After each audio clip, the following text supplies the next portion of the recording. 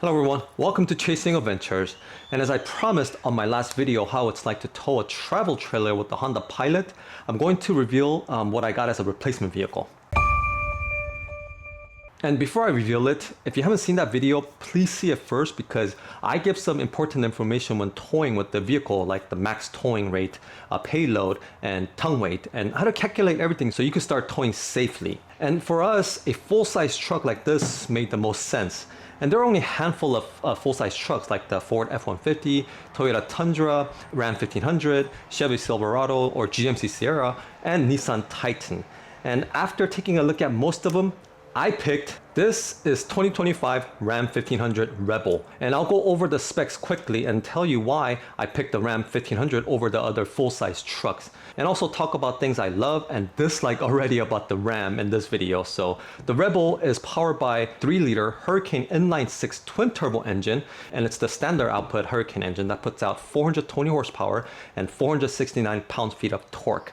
And it's paired with tried and true ZF 8-speed automatic transmission that is connected to a 3.92 rear solid axle with multi-link suspension. Fuel economy is rated as 17 mpg city and 24 mpg highway with combined rating of 19 mpg. And the Rebel trim comes with standard with 4x4, and it features a 1-inch lift from the factory, giving the Ram 1500 9.7 inches of ground clearance, and is equipped with off-road tuned Bilstein shocks, good-looking 18-inch aluminum wheels wrapped in Goodyear Wranglers and 275/70/18s, which is just about 33-inch tires. It has electronic locking rear diff to give better off-road capability. And the Rebel is only offered in crew cab body style with 5.7-inch bed box. So if you don't need a crew cab or need a longer bed, you have to get a different trim. The maximum towing capacity is around 11,000 pounds, and my truck, as equipped, has 1,552 pounds of payload capacity. Looking at the front, everything is blacked out with an updated fascia, off-road steel bumpers for both front and rear, giving the Rebel 25 degrees of approach angle and 23 degrees of departure angle. And breakover angle is 19 degrees, which is only the third best when you compare it to other 5 trucks, with Chevy Silverado coming in at number 1 and the Nissan Titan at last place. We have LED headlights, LED fog lights, and LED turn signals on the mirror with welcome lights, but has halogen turn signals in the headlight. And the rear has the new tail lights, but it also uses a halogen bulbs. I think Ram went backwards in time with this because the previous gen had LED tail lights. And the lights in the bed and the license plates are LEDs, but the bed lights and the third brake lights are also halogen. I don't know, it's all mixed up here. It does come with a spare tire, but it's not a matching spare. Instead, it's a 275/65/18 all-season tires in Steelies. But in an emergency, this will do. It has beefy, strong steel skid plates for the transfer case and gas tank, but not for the engine. And there's a big gap between the front bumper and the engine bay. The door has double-deck storage space with 2 cup holders, which is a very nice feature, especially for someone with a family. And it's same for the rear doors. And when you hop inside, at first, it's a bit overwhelming because there's so much going on here. But after spending a few minutes, you get used to it rather quickly. First, I love these red accents on the dash and for the seats. It reminds me of my 2013 Dodge Challenger RT Classic with Hemi V8. That car was so fun to drive. But man, that was already 12 years ago. Where did the time go?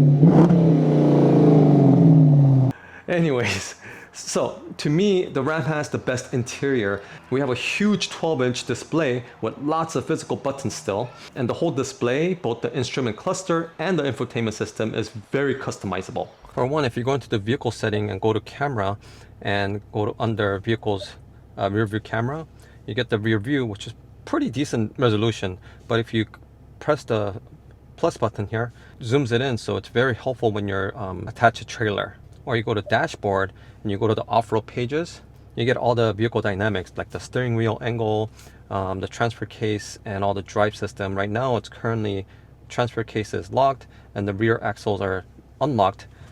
But if we press the axle lock button here,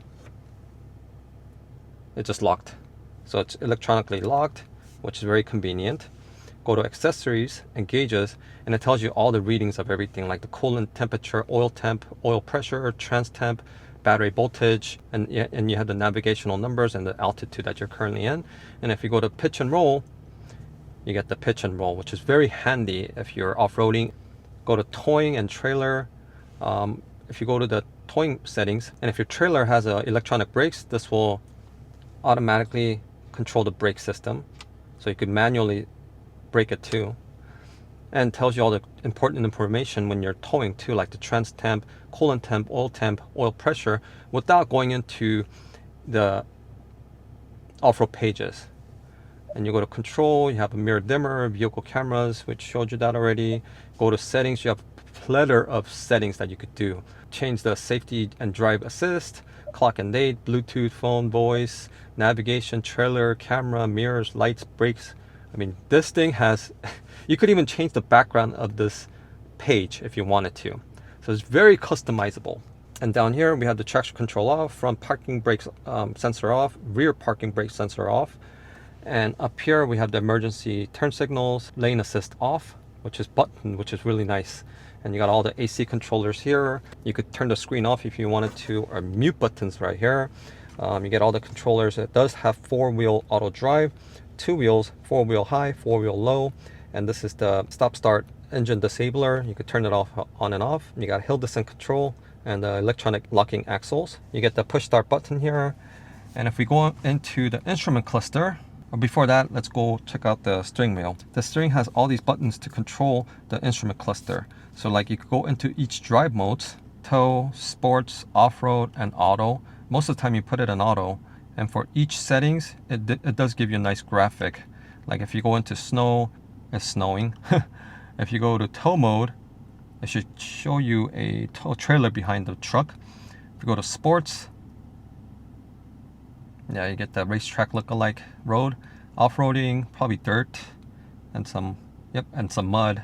Nice. So in the gauge, you could have analog setting like this, or if you could have a digital gauge, which just shows you the RPM and miles per hour. And then if we scroll up, this is where you could select and customize your screen. So screen setup, go to OK. Now you could control upper right. So you could control this section here. You could customize this section, and you could customize the left section.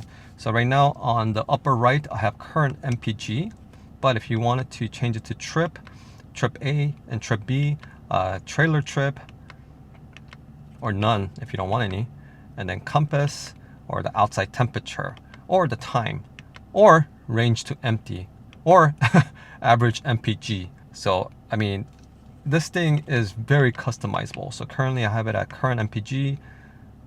Let's save that. And if we go to upper center, there we go. You could have the RAM badge, none, or compass, outside temperature, time, range to empty, average MPG, you know, and so on. So upper left, same thing. Compass, outside temp, time, range to empty, average MPG, current MPG, trip B distance, trailer trip, and all of that. And we're back to display screen. So you get traditional gauges or modern gauges. So you can even change the gauge if you wanted to. And you could even select to see the odometer with decimals or without decimals. So very detail oriented with this truck. And then on the right side, you have all the cruise control settings here. You have the gear limit setting. This is great when you're off-roading. And then the volume controller is behind this steering wheel. And then there are some other control buttons back here too. And you have the traditional turn signals here with the wiper controller. And if we move on to the driver's side, you have the auto headlights, fog lights, and the bed lights. And then more controllers for the digital displays, brightness. And down here is the adjustable power pedal buttons, emergency brakes, and the cargo AC button to turn it on and off. You have some USB outputs with auxiliary out, and with my package you get one wireless charging, and Android Auto and Apple CarPlay is standard on this, and you get one 115 volt outlet as well in the cabin. And speaking of storage space, this has gigantic storage space. So if we look here, this whole space is storage space, but it goes deep inside to there. But if you store something here, I mean, it's very visible. So what you could do is you could press this thing and slide it forward. So then you have cup holders and all your belonging is kind of hidden away. And you have some coin storage here, and you open this. That storage continues to back here. And check this out. This shows you all the standard matrix wrench conversion chart here. It has a ruler, it has an angle compass and all that. So that's pretty so this is kind of neat. And I don't know if the camera's gonna capture this, but you could see the each generation of RAM here. So we have the 1st gen, 2nd gen, 3rd gen, and 4th, and this is the 5th gen. And that storage space continues on with the smaller storage space, which is very nicely padded with rubber. So I like that a lot. And then on the passenger side, you do get decent sized glove box, but you do get extra glove box up here as well. It's pretty good size. And up here we have the tailgate release button and interior light controllers, as well as here assist and SOS button, and it does have power rear sliding windows. So if you open it, that thing opens and closes. Pretty neat. And on top of the dash, we have a 12-volt outlet here, which is an odd place to put it, but that's where it is. And you have some extra storage space here. And although it doesn't have a Harman Kardon system, we do have Alpine system, which sounds very good for a stock system. And all the dash here is soft touch material, which is very nice. And you have your grab handle here to get in and out. And for the driver, you do get 8-way power seat adjusters and a lumbar support. And again, the rear door has double deck storage system, which is very nice. And in this rear sitting space in this cab crew is very large. I mean, look at the space you have between the front chair and the rear seats. So if I hop in and I'm sitting down, look at all the space I have between me and the front chair. I mean, this is enormous. It's like being in a first class cabin. And for the rear passengers, the cup holders are here. You do get a small storage space with the rubber padding, which is very nice. And that's pretty much it for the rear passenger. And you do have armrest in the middle with 2 more cup holders. And in the ceiling you have surround sound systems, speaker on the door. And if we hop back outside, you could fold the rear seats to give you more storage space or cargo. Just pull up like that and you get extra storage space. Now, this truck came with this little divider, and what you do basically is you pull this, or you turn this handle, put that aside, and you could bring this down and bring this portion up, and now you have a storage box here, so you could store smaller stuff and it doesn't roll out. So that's a nice feature. I'm gonna actually have that out because I need to store some stuff in there. And bring the seat back down, and there you go. But passenger gets manual seat adjusters. And this down here on the passenger side is where you could find the jack to change out your spare tire. Just pull here, and there's your jack. Another feature, no lock, but it's got a capless gas tank filler. Now my truck has the Rebel Level 1 equipment group and bed utility package, so it has a heated mirrors with automatic power folding mirrors with power fold away, which is a must to enter my garage. Convex wide angle mirror insert, which is helpful when towing. Power adjustable pedals, power tailgate release, but it only brings it down and it doesn't power up. But it is assisted, so it's very, very light. And 1 wireless charging pad. And it has bed utility group package, which gets the spray and bed liner by Mopar, 115 volt AC outlet, Mopar bed step, and 4 cargo tie-down hooks. The trailer brake controller was a must for me since I'll be towing with this truck, and has the decal delete that saved me $395. But I do like the looks with the decal, so I purchased one on eBay for 120 bucks. And the black paint is $245 option, but it does have a nice pearl coat to it. And with the destination charge of $2,095, total MSRP for this truck is $67,475.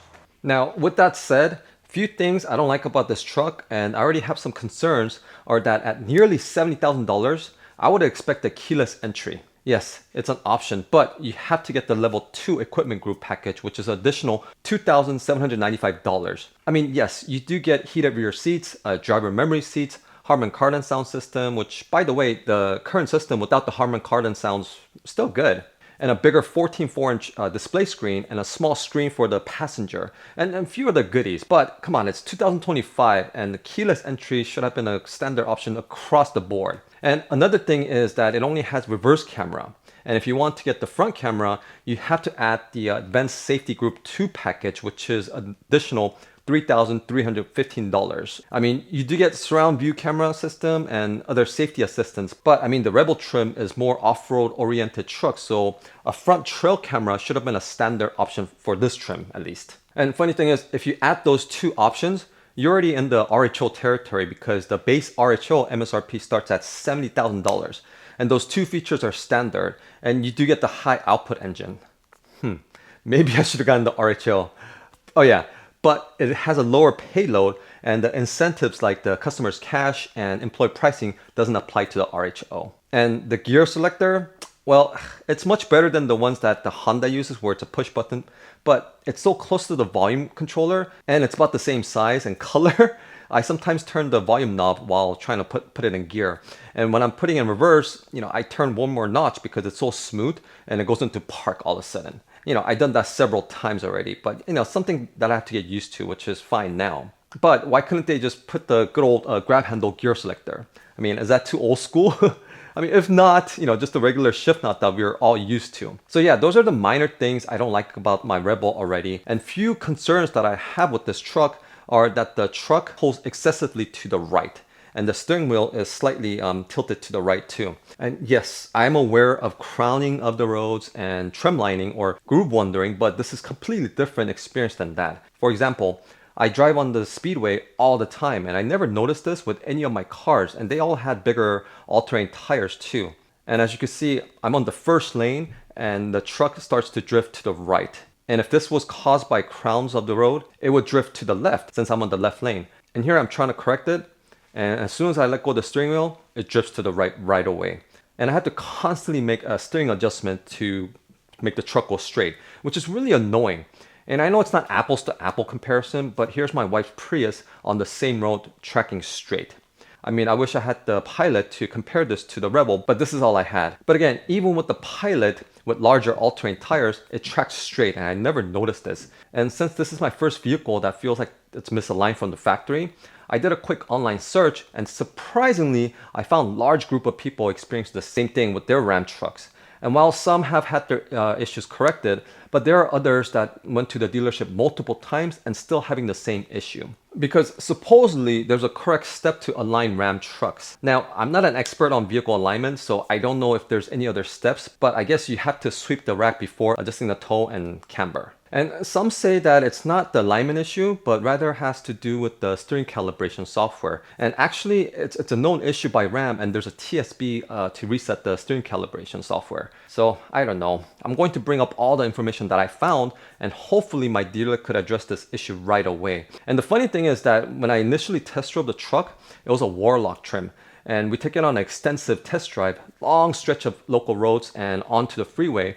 And I didn't notice the truck pulling to the right or to the left. I mean, it tracked straight. So I don't know if that one truck was built perfectly, but this pulling to the right issue is happening on all trims like the Bighorn, Lamier, and Tungsten, and even on the RHO.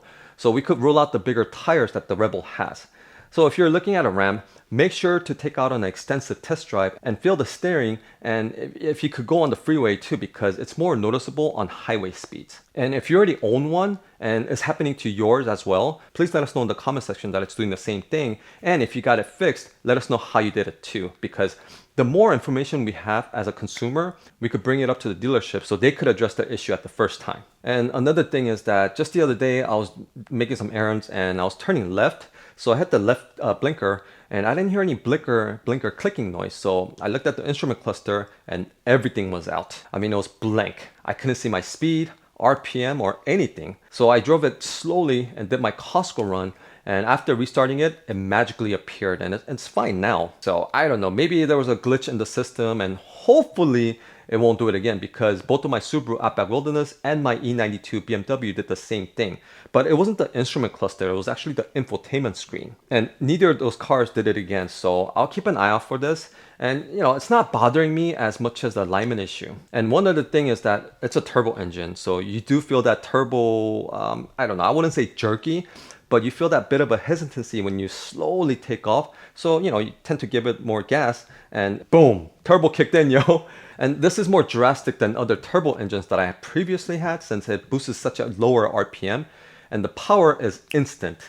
So, that's something that you need to get used to. So, I mean, other than those minor issues and the concerns with the alignment, the truck is a lot of fun and joy to drive. Now, why did I go with Ram over the other competitors? Well, speaking of turbo engine, one is the power that this truck delivers and the way the engine is built. I mean, 420 horsepower and 469 pound-feet of torque is not something to laugh about, because I was pulling our 22-footer travel trailer and I wanted to test out the truck. So I floored it when I was entering the freeway, and it didn't even feel like I had a trailer behind me. And it does 0 to 60 in around 5.2 seconds, and you do feel it. I mean, you can't put the pedal to the metal when you take off because it'll just sit there and start burning the tires. And like I mentioned earlier, there isn't much of a turbo lag and it boosts right away. And the engine block is a closed deck system, just like the Cummins block, so it should be more reliable than those that uses open deck block system, especially when the engine is boosted. Next, payload capacity. The Rebel had the most payload compared to other similarly optioned trucks.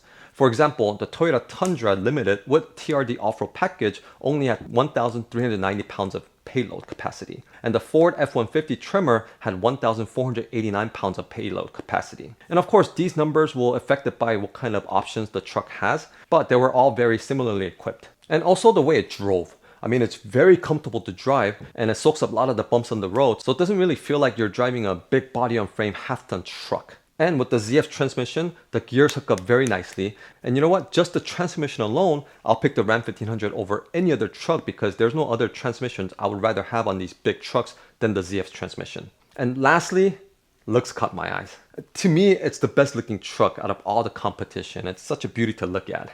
And if you're in the Seattle metro area and want to get the best price in town for your next truck or car, contact Seattle Chrysler Dodge Ram and ask for Ryan or Katelyn, because that's where I got mine and I got the best deal without much of a negotiation. And tell them Brian from Chasing Adventure sent you. And I will also leave their information in the video description for you guys. So this is our new adventure mobile for Chasing Adventures, and I named all my cars, so I named her Roxy, which means bright, dawn, or star in Persian. So she could be the new star of the show, because I have some builds planned for her, and of course I'll be sharing all the mods with you guys. So thank you all for tuning in today, and if you made it this far, please like and subscribe if you're new to the channel and to see my future modification to Roxy. And as always, keep chasing adventures, and I'll see you all on my next video.